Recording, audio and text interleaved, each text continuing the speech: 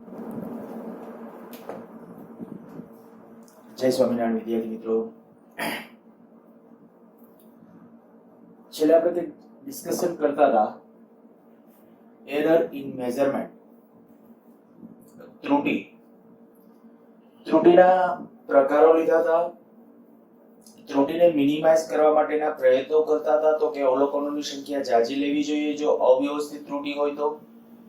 વ્યવસ્થિત ત્રુટિ હોય તો કેટલીક તાકેદારીઓ લેવાથી ત્રુટિ છે એનું નિવારણ અથવા તો કહી શકાય કે ત્રુટિ નાબૂદ કરી શકાય.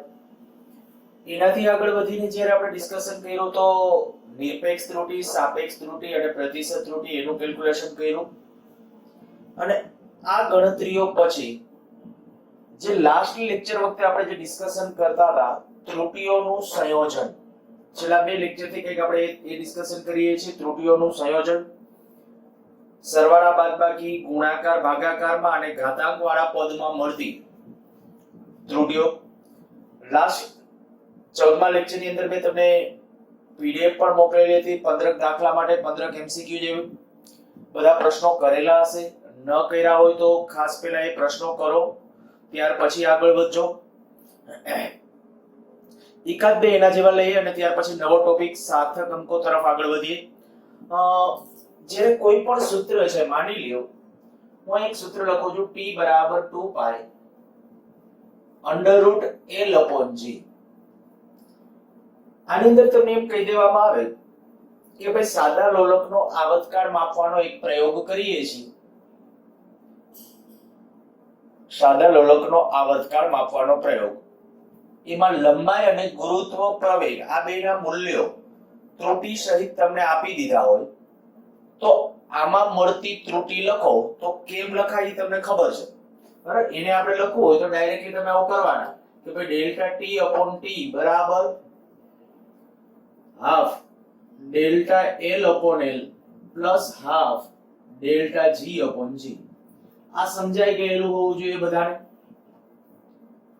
જો મારે t માં મળતી પ્રતિશત ત્રુટિ t માં મળતી ત્રુટિ લખવી હોય, આ સાપેક્ષ ત્રુટિ, કારણ કે આ બે ભૌતિક રાશિ ગુણાકારમાં છે અને ગુણાકારમાં હોય તો આપણને કઈ ત્રુટિ મળે? સાપેક્ષ ત્રુટિ. તો L માં મળતી ત્રુટિ અને G માં મળતી સાપેક્ષ ત્રુટિ એ માટે લખી શકાય. આ તો અચળાંક છે અને મેં કીધું હતું કે અચળાંક કોઈ દિવસ ત્રુટિમાં ભાગ ભજવે નહીં. પણ મેં લાસ્ટ હોમવર્કમાં એક દાખલો આપેલો હતો, આમાં કદાચ એવું બની શકે કે ભાઈ તમને આ મૂલ્ય આપી દે, આનું કે બે માંથી એકનું મૂલ્ય આપી દે અને બીજા એકમાં મળતી ત્રુટિ પૂછે. દાખલા તરીકે આમાં એમ લખો કે ભાઈ G માં મળતી પ્રતિશત ત્રુટિ કેટલી? પ્રતિશત ત્રુટિ કેટલી? તો જો એને આપણે સંજ્ઞાત્મક રીતે લખવું હોય તો પહેલા તો g ને સૂત્રનો કર્તા બનાવવો પડે. જો એવું કરીએ તો t વર્ગ બરાબર 4π² L/G. g ને સૂત્રનો કર્તા બનાવીએ તો g બરાબર 4π² L/t વર્ગ. હવે 4π² તો અચળ છે તો g માં મળતી પ્રતિશત ત્રુટિ કેટલી આવશે? ડેલ્ટા G/G બરાબર, પ્રતિશતમાં જો ડાયરેક્ટ જવું છે તો હવે સીધું લખી નાખો, 100 વડે ગુણી નાખો. ડાયરેક્ટ પ્રતિશતમાં જવું છે તો અહીંયા શું કરશું? 4π² કાઈ રોલ નથી કારણ કે અચળાંક છે, અચળાંકનો ત્રુટિમાં કોઈ રોલ ન હોય. 4π² કાઢી નાખો, delta L/L plus 2 delta T/T અને આના ગુણ્યા 100. બેને સ્વતંત્ર રીતે આ 100 વડે ગુણાકાર કરી નાખો તોય ચાલે અને આવી રીતે આખા બેને બ્રેકેટની બારે 100 વડે ગુણાકાર કરી નાખો તો પણ ચાલે. હવે માની લ્યો કે આ પ્રશ્નની અંદર તમને લંબાઈમાં પ્રતિશત ત્રુટિ આપી હોય 2% ની અને આવર્તકાળમાં પ્રતિશત ત્રુટિ 3% ની, તો તમને કે g ના માપનમાં કેટલા ટકાની ત્રુટિ મળે તો એ આરામથી તમે ગણી શકો.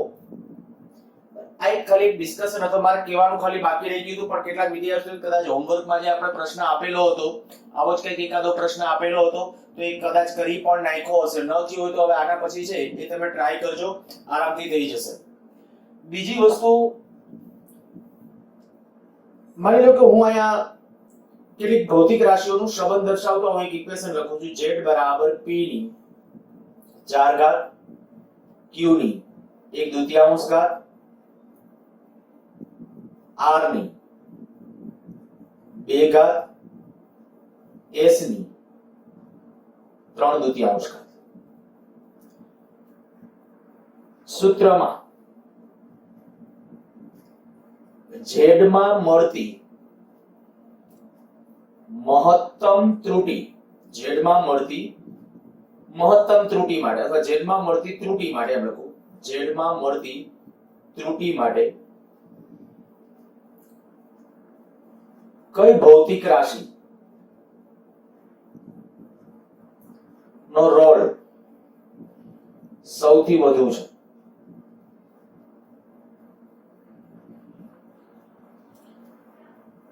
કેટલાકને કદાચ ડાયરેક્ટલી ખબર પડી જ ગઈ હશે, જેમને નથી ખબર પડી ખાસ જો મેં આયા જે લખ્યું છે કે આ જે ગુણાકાર ભાગાકારમાં જ્યારે ભૌતિક રાશિ છે ત્યારે એ વખતે z માં મળતી જે ત્રુટિ છે તો કઈ રાશિ એટલે કે p q r s એમાંથી કઈ રાશિનો રોલ સૌથી વધારે છે? તો હું આમ માની લઉં કે ભાઈ માની લો કે p માં q માં r માં s માં બધામાં એક એક ટકાની ત્રુટિ હોય, છતાં પણ z ની અંદર જાજો રોલ કેનો હશે? તો કે જેના ઉપર ઘાત વધુ હશે ને એનો. કારણ શું? જો આપણે આમ લખીએ ડેલ્ટા z બાય z બરાબર 4 delta p upon p plus half delta q upon q plus 2 delta r upon r plus 3/2 delta s upon s. તો આમાં તમે જોઈ શકો જો આમાં 1% ની ત્રુટિ હોય, આમાં 1% હોય, આમાં 1% હોય, આમાં 1%, તો આની હારે 4 ગુણાકારમાં છે એટલે સીધા આ પદની વધારામાં આનું મહત્વ વધી જશે, આ પદનું મહત્વ. તો ડાયરેક્ટલી આવા એમસીક્યુ માં પ્રશ્નો પૂછાય છે તો ધ્યાન રાખવું, કોઈ પણ સૂત્ર તમને આપ્યું હોય અને તમને એમ કે આ સૂત્રની અંદર કઈ રાશિ, તો જે વધુ ઘાતવાળી જે ભૌતિક રાશિ હોય ને એનો રોલ છે એ સૌથી વધારે હશે. તો ત્રુટિઓની અંદર છે એ ખાસ આપણા માટે અત્યારે આ પરિસ્થિતિમાં ખાસ ગુણાકાર ભાગાકાર આ ટર્મિનોલોજી ધ્યાનમાં રાખવી. એકાદ દાખલો લઈએ ત્યાર પછી છે એ ટોપિક બદલીએ.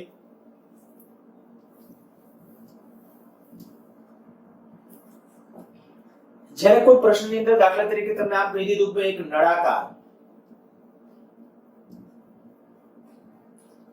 ની ઘનતા રો બરાબર, માની લો કે નળાકારની ઘનતા રો બરાબર 3000 પ્લસ માઇનસ 2 કિગ્રા પ્રતિ મીટર ઘન. આ નળાકારની ઘનતા આપી છે, તેનું દળ m બરાબર માની લો કે 1000 કેજી, 1000 પ્લસ માઇનસ 1 કેજી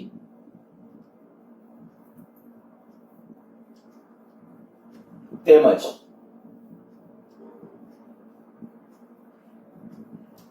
તેની લંબાઈ L બરાબર માની લઈએ 1 મીટર પ્લસ માઇનસ 0.1 મીટર વડે આપી શકાતી હોય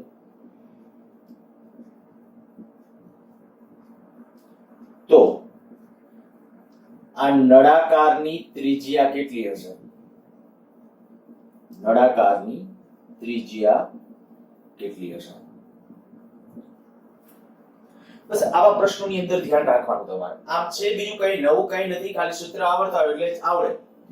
પહેલી વાત તો આ છે નળાકાર એટલે તમારા મનમાં ચિત્ર હોવું જોઈએ કે ભાઈ નળાકાર છે ત્યારે નળાકારને એક ચોક્કસ ત્રિજ્યા પણ હશે, r કહી દો, અને એની લેન્થ હશે l કહી દઈએ.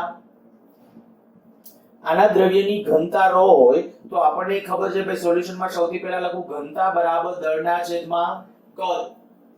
અચ્છા, નળાકારના કદનું સૂત્ર યાદ કરો, કારણ કે આપણે નળાકારનું કદ અને ત્રિજ્યાના પદમાં જવું પડશે, આપણે ત્રિજ્યા મેળવવાની છે એટલે. તો દળના છેદમાં કદ અને કદ કેટલું આવશે? નળાકારનું કદ.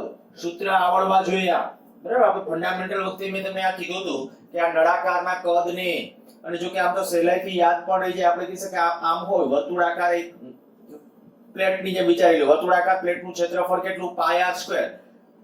એવી પ્લેટો ઉપર પ્લેટો ગોઠવતા જાવ ક્યાં સુધી? l સુધી. તો કદ થઈ જશે કેટલું? પાય r સ્ક્વેર ઇન્ટુ l. આડછેદ ગુણ્યા ટૂંકમાં આડછેદનું ક્ષેત્રફળ ગુણ્યા લેન્થ કરો તો એ નળાકારનું તમને કદ મળશે. તો આ રાશિ આવી ગઈ. અચ્છા, હવે એમાં આપણે કીધું છે કે ત્રિજ્યા કેટલી, તો r ને આપણે સૂત્રનો કરતા બનાવી દેશું. તો પહેલા તો હું આમ લખું r વર્ગ બરાબર m upon પાઈ રો એલ, આ રો આ બાજુ લઈ લીધો છે, આર સ્ક્વેર આ બાજુ. હજી આપણે આર ને સૂત્રનો કરતા બનાવવો છે. તો જો ત્રુટિના સંદર્ભમાં આપણે તો આર નું અવલોકન લખવાનું છે. દાખલો લેંધી છે એટલે ધ્યાન રાખજો. કાં તો આ જે છે આ બે ઈ ઓલી બાજુ આપી દો અને ત્રુટિ લખો. તો જો આને હું આ રીતે આમ લખું, r બરાબર m એની 1/2 ઘાત, પાઈ એની 1/2 ઘાત, રો એની 1/2 ઘાત અને l એની 1/2 ઘાત. જો ત્રુટિના સંદર્ભમાં આને હવે ટ્રાન્સફર કરું તો કઈ ત્રુટિ લખશો? તો કે સાપેક્ષ ત્રુટિ, કારણ કે આ બધા પદ છે ગુણાકાર ભાગાકારમાં છે. પાઈ કોઈ ભૌતિક રાશિ નથી, એક અચળાંક છે એટલે એને કન્સિડર નહીં કરીએ. તો બાકીનાને લખો તો આવું થશે ડેલ્ટા r upon r બરાબર 1/2 delta m upon m plus 1/2 delta rho upon rho plus 1/2 delta l upon l. આ થયું આપણું સૂત્ર. હવે બધાની કિંમતો મૂકવાની અને પહેલા આપણે હજી એની પહેલા r ત્રિજ્યા એનું મૂલ્ય નક્કી કરવું પડશે. આ ન લખ્યું હોય તો સ્ક્રીન પોઝ કરીને પહેલા લખી નાખો. ભૂસું છું.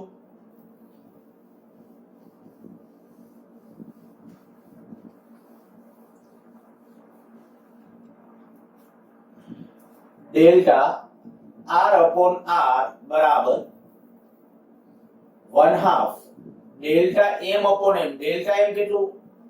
1 અને m કેટલું? 100 સોરી 1000.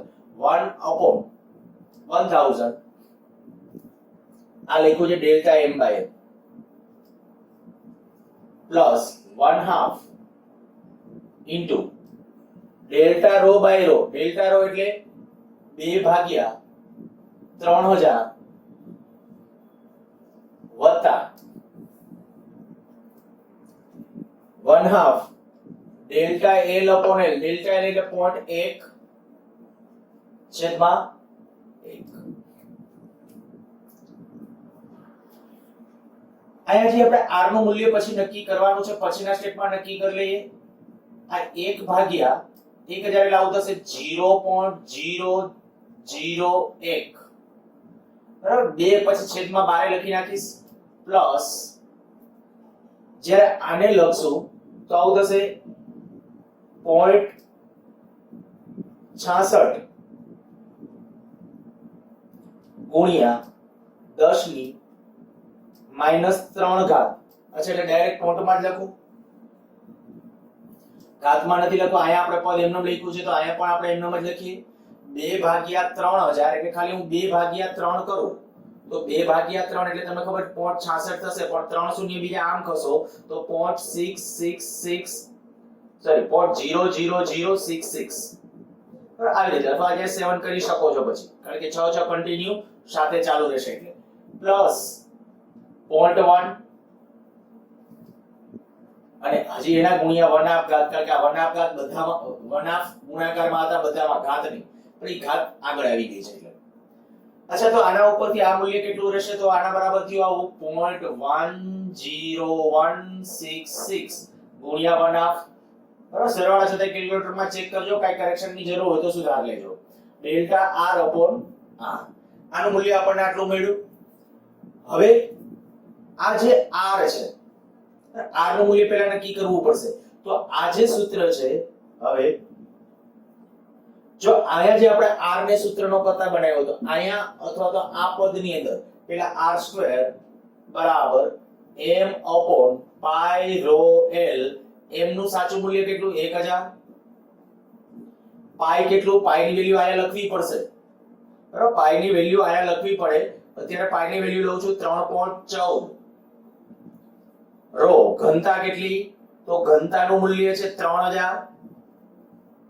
આ સાચું મૂલ્ય ઘનતાનું છે અને લેન્થ કેટલી છે? 1. હવે આનું સાદુરૂપ તમે જાતે આપજો. આ r² આવશે. r² મળી જાય એટલે પછી એના ઉપરથી r મેળવજો.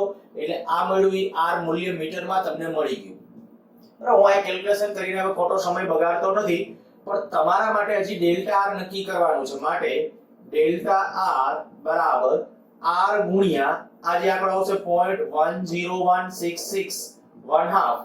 આ r ની વેલ્યુ આયા મૂકી દેજો. આ જે આવ્યું ડેલ્ટા r આવ્યું કહેવાય બરાબર. ડેલ્ટા r મળી જાય પછી જવાબ લખી નાખવાનો. માટે ત્રિજ્યા બરાબર r plus minus delta r જે અહીંયા આવ્યો એ r લખજો અને ડેલ્ટા અહીંયા જે આવ્યો એ ડેલ્ટા r લખજો ઈ તમારો આન્સર થશે બરાબર આ રીતે જો લેન્ધી દાખલા આમાં બનાવવા હોય અને પૂછવા હોય તો આ રીતે પૂછી શકે છે તો ધ્યાન રાખજો આવા દાખલા આપણે વધારે પડતા નથી કરતા પણ એકાદ બે વખત આવી આમ દાખલા પૂછાયેલ છે તો ખાસ આને કન્સિડર કરવા અને નેક્સ્ટ હવે એક આગળના ટોપિક ની અંદર આગળ વધીએ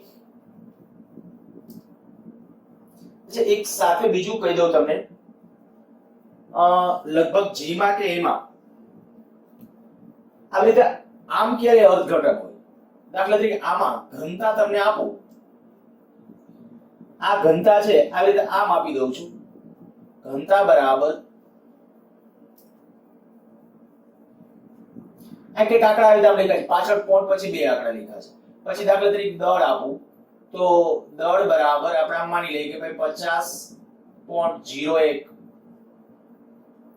પછી માની લ્યો કે લંબાઈ આપી દો 10.001 આવું કઈ આપી દો અને માની લો કે આમાં નામાં હું ત્રિજ્યા આપું છું ધ્યાન રાખજો એક જ વાર અત્યાર સુધીમાં લગભગ મને યાદ છે દાખલો પૂછાયેલો છે પણ મોટા ભાગના ત્યારે તકલીફમાં મુકાઈ ગયા હતા શું કરવું એ હતો ત્રુટિના સંદર્ભમાં તો શું કરવાનું જો કે હવે જે ટોપિક લઉં છું ને એના આધારે હું અત્યારે તમને કહી દઉં છું કારણ કે પછી આપણે આ ટોપિક ક્લોઝ થઈ જશે એટલે વળી કદાચ યાદ આવે ન આવે એના કરતા આપણે કે બેસ્ટ વસ્તુ તમને સીધું આ કે શું કરવાનું તો જ્યારે અહીંયા વાત છે ને રો બરાબર 3000 પાછળ પોઈન્ટ કરીને ડબલ 0 આનું મહત્વ છે ભૌતિક વિજ્ઞાનમાં તમને થાય આ 3000 અને 3000.00 કરો ફેર પડે ભૌતિક વિજ્ઞાનમાં ફેર પડે બરાબર શું ફેર પડે એનું ડિસ્કશન બસ હવે જે ટોપિક શરૂ કરવા જાઉં છું એની અંદર પણ આ જે છે અને આ જે છે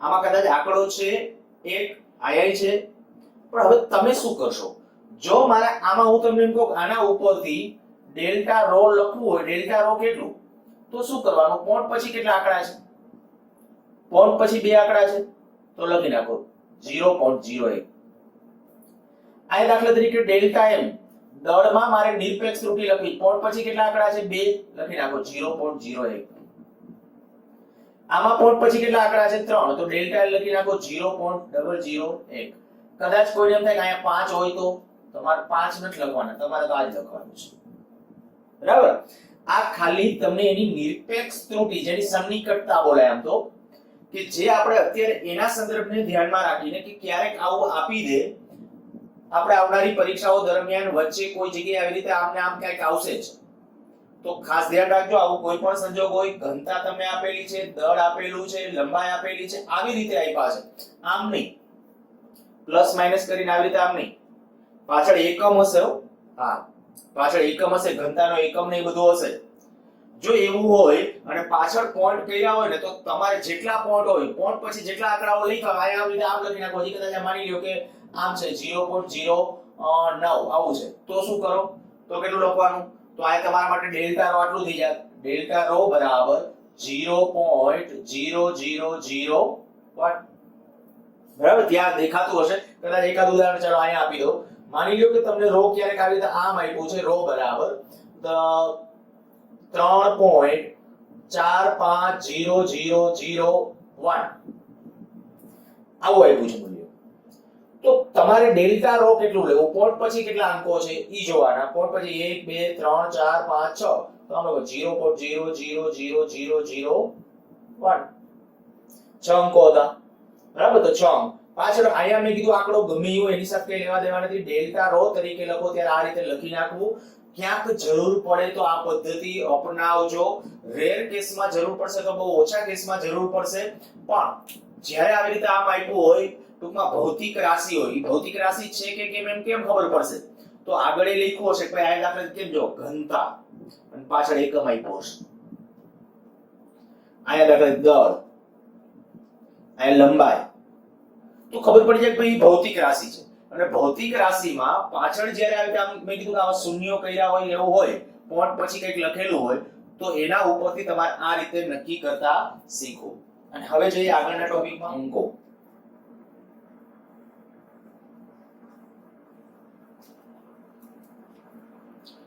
ખૂબ સહેલો છતાં અટપટો એવો ટોપિક. જો વાયડાઈમાં રહીએ તો ઝડપથી ભૂલ પડે. ખાસ સમજો, હું જે શબ્દો બોલું છું એ હું આ ટોપિકને છે એ તમને કેમ સરળતાથી આવડે એ રીતે ભણાવું છું. ટેક્સ્ટબુક ની અંદર મુદ્દાઓ વાંચશો તો ઘણી વખત વાંચતા વાંચતા કદાચ નીંદર આવે એવા પ્રકારે એટલું બધું લખી નાખ્યું છે. વર્ણન ખૂબ મોટું જાજુ વર્ણન કરેલું છે. આપણે જાજા વર્ણન કરતા ઓછા વર્ણનની અંદર કેવી રીતે વ્યવસ્થિત સમજાવી શકાય એના માટેનું ડિસ્કશન કરીએ. પહેલા તો તમને કહું ભાઈ સાર્થક, ઓકે, સાર્થક સંખ્યા અને સાર્થક અંકો. ચાલો તો પહેલા સાર્થક સંખ્યા શું છે એની વ્યાખ્યા આપી દો. આપણે ખાલી આ તો સાર્થક અંકો જ ગણવાના છે. સાર્થક સંખ્યા શું છે એની ખાલી આપણે સમજ આપણા પાસે હોવી જોઈએ. એટલે સાર્થક સંખ્યા શું છે તો સૌથી પહેલા હું એનું ડિસ્કશન કરું. તો એવી સંખ્યા અથવા એવું ભૌતિક રાશિનું મૂલ્ય કે જેની અંદર એક અનિશ્ચિતાંક હોય અને બાકીના નિશ્ચિતાંક હોય. આમ ડાયરેક્ટ શબ્દ નહીં સમજાય. એક ઉદાહરણ લઈએ. માની લ્યો તમારા પાસે તમને એક સ્કેલ આપેલી છે. આ સ્કેલ છે. હું અત્યારે બહુ વિવર્ધિત કરીને સ્કેલ ડ્રો કરું છું એવું સમજો. આ સ્કેલ છે. આ સ્કેલ છે. મીટર પટ્ટી હોય કે ફૂટ પટ્ટી હોય કે જે કયો કંપાસની સ્કેલ છે એ કેવો હોય તો કયો. અહીંયા દાખલા તરીકે 0, પછી અહીંયા 1 સેન્ટીમીટર, અહીંયા 2 સેન્ટીમીટર, અહીંયા 3 સેન્ટીમીટર એ રીતે માની લ્યો કે અહીંયા પછી આગળ જતા જતા એવી રીતે આ 4 5 6 એવી રીતે છે આગળ. આમાં તમને એ ખબર છે આ 0 અહીંયા 1 આની વચ્ચે કેટલા કાપા હશે? કાપા હશે 9, વિભાગ થાય 10. બરાબર. 0 અને 1 ની વચ્ચે કાપા 9 થશે, વિભાગ થાય 10. ન ખબર હોય તો સ્કેલ લઈ અને એમાં કાપા ગણી લેજો. બરાબર. વચ્ચેના કાપા કહું છું. આ 0 અને 1 નહીં, એની વચ્ચેના 9 કાપા હશે, વિભાગો થશે 10. હવે આ પાસેના જે બે કાપા હશે, આ માપ 1 સેન્ટીમીટર છે તો પાસેના બે કાપા વચ્ચેનું માપ કેટલું? 1 mm થશે. 1 mm એને કહેવાય આની લઘુત્તમ માપ શક્તિ. સ્કેલની લઘુત્તમ માપ શક્તિ મેં એકવાર કહી દીધું છે. 2-3 લેક્ચર પહેલા આપણે ડિસ્કશનમાં આવ્યું હતું.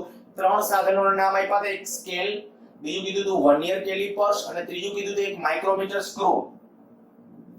બરાબર. Micrometer screw guys. તો એ ત્રણ માટે એની લઘુત્તમ માપ શક્તિ આપણે લખેલી હતી. એ તમને યાદ હશે શબ્દ લમાસ, લીસ્ટ કાઉન્ટ અથવા લઘુત્તમ માપ શક્તિ. તો આ જે લઘુત્તમ માપ શક્તિ છે એ ઉપકરણની શું દર્શાવે છે તો કે આપેલ ઉપકરણ વડે ઓછામાં ઓછું કેટલું માપી શકાય. તો આ સ્કેલ વડે ઓછામાં ઓછું કેટલું માપી શકાય? 0.1 સેન્ટીમીટર. બરાબર. આની લમાસ સ્કેલ આપણે કહીએ છીએ સ્કેલ છે. એની લમાસ કેટલી છે? 0.1 સેન્ટીમીટર અથવા 1 mm ગમે તે બોલી શકાય. આ અને આ જે લખીએ છીએ ત્યારે લખતી વખતે થોડું આમ જો કે હવે સાથે અંકો ભણાવું પછી થોડું ધ્યાન રાખવાનું. અત્યારે કાંઈ વાંધો ચાલો 0.1 સેન્ટીમીટર બરાબર 1 mm આ એની લઘુત્તમ માપ શક્તિ છે. અને મીટરમાં કહીએ તો હજી આના ગુણ્યા 10 ની માઈનસ 2 ઘાત. બરાબર. આના ગુણ્યા 10 ની માઈનસ 2 ઘાત, આના ગુણ્યા કરો 10 ની માઈનસ 3 ઘાત. માની લ્યો કે હું આ સ્કેલનો ઉપયોગ કરી અને કોઈ ચોક્કસ વસ્તુની લેન્થ માપું છું. માની લો કે માર્કર પેનની લેન્થ માપવી છે. માર્કર પેનની લેન્થ માપવી છે. હવે દેખીતું છે સ્કેલ સાથે આને મેચ કરશો એટલે આ કંઈક 14-15 સેન્ટીમીટર ની આજુબાજુ ક્યાંક હશે. આ જે છે કારણ કે આપણે કંપાસની સ્કેલ કરતા થોડીક નાની છે કંપાસમાં જે સ્કેલ હોય. તો ત્યારે હું એમ કહું કે ભાઈ આપણે આને દાખલા તરીકે આને મેં માર્કર પેનને 0 ઉપર એક છેડો રાખ્યો, બીજો છેડો માની લ્યો કે આયા સ્કેલ નો છે ને આ 12 છે ને આયા 13 છે એની વચ્ચે ક્યાંક આવે છે. બરાબર. આયા આપણે કહીએ કે આગળના આંકડાઓ છે બધા જે કાયા થાય છે અત્યારે સ્કેલ માટે હું વિચાર કરું કે આ ખોટું માપ ન લખવું એટલે. બાકી તમને એમ થાય આયા તો 2 સેન્ટીમીટર આવે પણ આ ક્યાં સાચી સ્કેલ છે. બરાબર. રિયલમાં આપણી જે સાચી સ્કેલ હશે એ સાચી સ્કેલની અંદર જો આનું માપ તમે માપો છો તો મેં કીધું કે 14-15 સેન્ટીમીટર ની આજુબાજુ હશે. જો 14 15 યાદ બાજુ એટલે મેં આશરે લીધું છે. માની લો કે અહીંયા હું સ્કેલને જ્યારે અહીંયા રાખું, એક છેડો બરાબર 0 ઉપર રાખું, બીજો છેડો જ્યારે અહીંયા છે તો બીજો છેડો ક્યાંક અહીંયા સુધી આવે છે. માની લો કે અહીંયા સુધી આવ્યો, ક્યાં આવે છે? 12 અને 13 ની વચ્ચે. જો 12 અને 13 ની વચ્ચે આવે અહીંયા બીજો છેડો આપો, બરાબર. જો 12 અને 13 ની વચ્ચે છે તો ક્યાં વચ્ચે છે? તો કે ઈ તમે કાપા કેટલા? હું અહીંયા 12 અને 13 ને જો વિવર્ધિત કરીને ડ્રો કરું છું, આથી આપણે કહીએ માની લો કે આ જે છે ઈ 12 અને આ છે ઈ 13.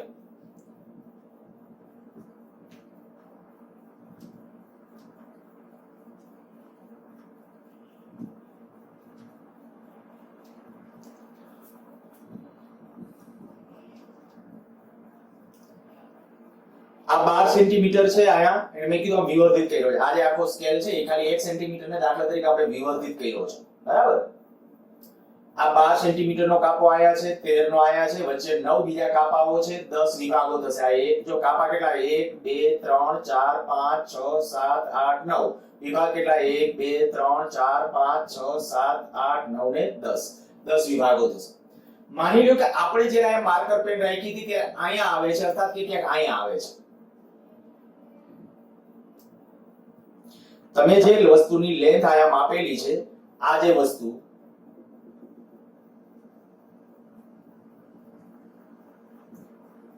આ કોઈ એક વસ્તુ આપણે રાખી, બરાબર. ઈ વસ્તુ જે છે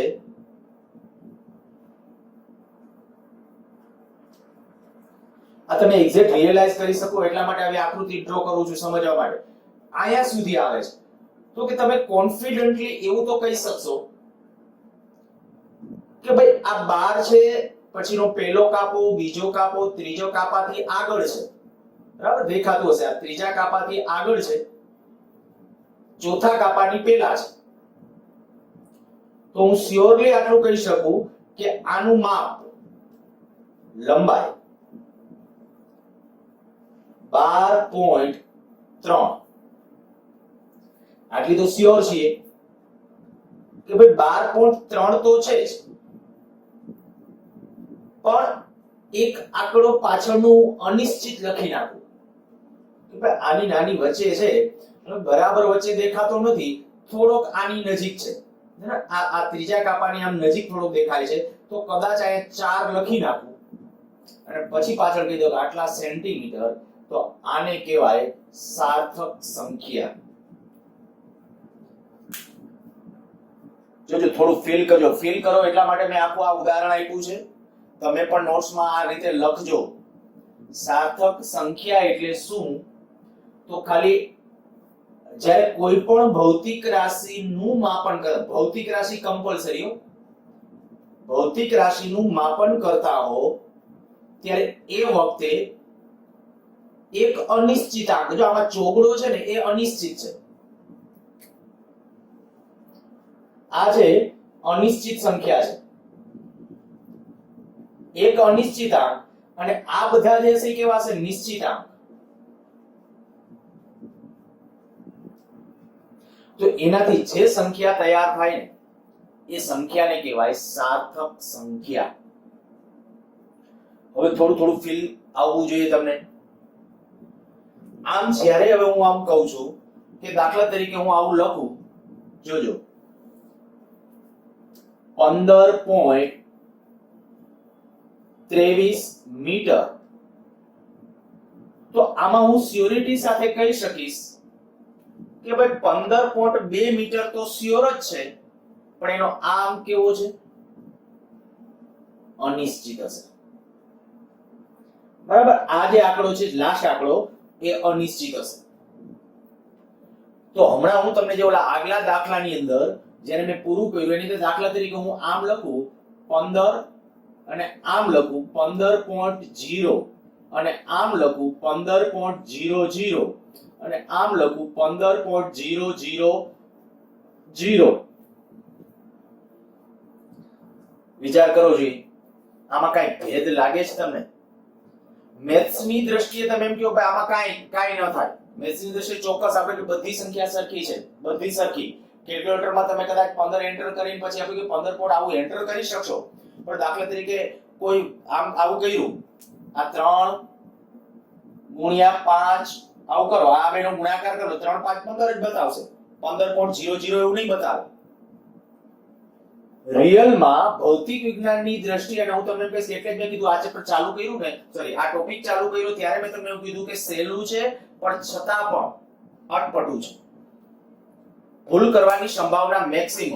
અને મારી ઈચ્છા એવી છે કે તમારી ભૂલ મિનિમમ થાય, એટલા માટે હું ભારપૂર્વક કહી દઉં ટેક્સ્ટ બુક જેમ ચાલતો જ નથી, બરાબર? ટેક્સ્ટ બુકમાં દરેક મુદ્દો આવી જશે એવી જ રીતે કરશું, પણ આપણે આપણી ભાષાના શબ્દોમાં ટ્રાન્સફર કરી અને આગળ વધશું. અચ્છા, તો હવે તમને આ ખબર પડી કે આનો અર્થ શું, આનો અર્થ શું, આનો અર્થ શું, આનો અર્થ શું? તો કે કોઈ વસ્તુની લેન્થ છે ને, એમાં હું એમ કહી શકું કે ભાઈ આની અંદર છે ને આ એકડો નિશ્ચિત છે પણ પાંચડાનું નક્કી નથી. આ કદાચ મેં ઠપકારી લીધો હોય, 5 ને બદલે કદાચ 4 હોઈ શકે, કદાચ 3 હોઈ શકે, હંમેશા કોઈ પણ, હા, પણ સાર્થક સંખ્યા હોવા માટે એક પાછું ધ્યાન રાખજો, હું આ ગમે એકમ મારે લખવો અનિવાર્ય છે, કારણ કે સાર્થક અંકો કે સાર્થક સંખ્યા ત્યારે એ હંમેશા ભૌતિક રાશિ માટે હોય, ગમે ઈ કોઈ અચળાંકના સાર્થક અંકો હંમેશા ઇન્ફાઇનાઇટ હોય. કોઈ અચળાંક હોય તો એના સાર્થક અંકો ઇન્ફાઇનાઇટ હોય, એ હમણાં કહું છું. પણ પહેલા ખાલી આ એક વસ્તુ મગજમાં રાખો કે મેં કોઈ વસ્તુની લેન્થ માપી, એકવાર એમ કહું છું 15 સેન્ટીમીટર, બીજી વાર એમ બોલું છું 15.01 સેન્ટીમીટર, ત્રીજી વાર એમ કહું છું 15.00 સેન્ટીમીટર, ચોથી વાર એમ બોલું છું 15.000 સેન્ટીમીટર, તો આમાં સૌથી વધુ એક્યુરેટ રીડિંગ કયું? તો તમારે ચોક્કસપણે કહેવું પડે કે સૌથી વધુ એક્યુરેટ રીડિંગ આ છે. કારણ શું? તો કે જો તમે આ સાર્થક સંખ્યાને ફીલ કરી શક્યા છો, સાર્થક સંખ્યાને ફીલ કરી શક્યા છો, તો તમને આ ક્લિયર હશે. કારણ કે મેં શું કીધું હમણાં કે જ્યારે તમે જે અંકો લખો ને, આખી સંખ્યા લખો ને, એ સંખ્યાની અંદર એક છેલ્લો અંક અનિશ્ચિત હશે. તો આનો અર્થ એવો થાય આ સંખ્યાનો કે ભાઈ આપણે જે વસ્તુની લેન્થ માપી એના માટે હું શ્યોર છું કે 15.00 ત્યાં સુધીનું માપ શ્યોર છે. આ કદાચ અંકનું નક્કી નથી, ત્યાં એકે હોઈ શકે, કદાચ 5 હોઈ શકે. મેં આ અંક આપણી ગુજરાતી ભાષામાં કહી તો અઠે ગઠે, બરાબર, અઠે ગઠે જે એક અંક ઠપકારી દીધો છે, એટલે આ થઈ ગઈ આપણી સાર્થક સંખ્યા. અચ્છા, આની અંદર જ્યારે વિચારો ત્યારે, તો કે આની અંદર વિચારો ત્યારે તમે એમ કહી શકો 15.0 સુધી હું શ્યોર છું કે ભાઈ એટલું તો છે જ, પછીનો આંકડો નક્કી નથી, કદાચ અહીંયા 0 છે, 1 છે, 2 છે, ભલે મેં 0 લખી નાખ્યો છે પણ એ અનિશ્ચિત છે. એ અનિશ્ચિત છે, આપણે 0 ભલે લખી નાખ્યો પણ છેલ્લી સાર્થક સંખ્યાનો અર્થ જ એ થાય કે છેલ્લી લાસ્ટ જે એક અંક તમે લખ્યો છે એ અંક એક અનિશ્ચિત હોય, તો બાકીના એ સિવાયના અંકો, તો આમાં આનો અર્થ એવો થાય કે આમાં તો હું આ પહેલો અંક માટે શ્યોર છું, પછી આ 5 છે, 3 છે, 5 છે, 4 છે, 6 છે, બીજી કોઈ સંખ્યા છે એના માટે શ્યોર નથી. તો આવો પ્રશ્ન ક્યાંક એકવાર પૂછી નાખ્યો છે, લગભગ નીટમાં હતો ક્વેશ્ચન, આવું કહી દીધું કે ભાઈ જુદી, પણ ત્યારે બધી 15 એવું નહોતું આપ્યું, બધી જુદી જુદી કે ભાઈ કોઈ ભૌતિક રાશિના જુદા જુદા માપનની સંખ્યાઓ આપેલી છે, 38.33, પછી આમ આપી દીધું 3.8425, પછી આમ કે 6.00001, પછી 5.01, પણ તમને એમ કે ભાઈ આમાંથી સૌથી વધુ સચોટ કયું છે રીડિંગ? જો સૌથી વધુ સચોટ રીડિંગ તરફ જવું હોય તો તરત તમે કહી શકતા હોવા જોઈએ કે ભાઈ આની અંદર પોઈન્ટ પછીના કેટલી એક્યુરસી છે, તો આની અંદર જો 5 અંકો સુધી આ એક આંકડો અનિશ્ચિત થયો, 4 અંક નિશ્ચિત, પછી એક અનિશ્ચિત, તો સૌથી વધુ એક્યુરેટ રીડિંગ છે એ આ છે. તો આ વાત કરી મેં સાર્થક સંખ્યાની. નેક્સ્ટ લેક્ચર વખતે તરત જ વાત કરશું આપણે સાર્થક અંકો અને સાર્થક અંકો નક્કી કરવા, ખાસ તો સાર્થક અંકો નક્કી કરવાના નિયમો. અત્યારે હવે ટોપિક પૂરો નહીં થાય, લેક્ચરની લેન્થ વધી જશે, એટલા માટે બહુ સાર્થક અંક છે એ આવતા લેક્ચર વખતે ખાલી આટલું. અત્યારે સાર્થક સંખ્યા કેને કહેવાય તો તમારે આટલું તમે નોટ્સની અંદર લખો ત્યારે આવી આકૃતિ ડ્રો કરીને આ બધું દર્શાવજો, કારણ કે જેથી તમારા મનમાં ચિત્ર એકવાર મગજમાં આવી ગયું એટલે તરત ખબર પડી જશે કે સાર્થક સંખ્યા કેને કહેવાય. ખાલી આકૃતિ જોશો ત્યાં ક્લિયર થઈ જશે. અને એકાદું આવું ઉદાહરણ લખી નાખજો કે આમાં સૌથી વધુ ચોક્કસ અથવા જેને આપણે કહીએ છીએ અર્થપૂર્ણ રીડિંગ કયું છે, અર્થપૂર્ણ અથવા સચોટ, અર્થપૂર્ણ અથવા તો સચોટ રીડિંગ કયું છે, તો સચોટ રીડિંગ કેવું તો કયું હશે? આ હશે બરાબર. એનું કારણ પછી લખી શકો ભાઈ પોઈન્ટ પછીના બે આંકડા તો ચોક્કસ જ છે, પણ છેલ્લો અંક છે એ અનિશ્ચિત છે, જ્યારે બાકીના બધામાં એવું નથી. સારું, લેક્ચર અહીંયા પૂરો.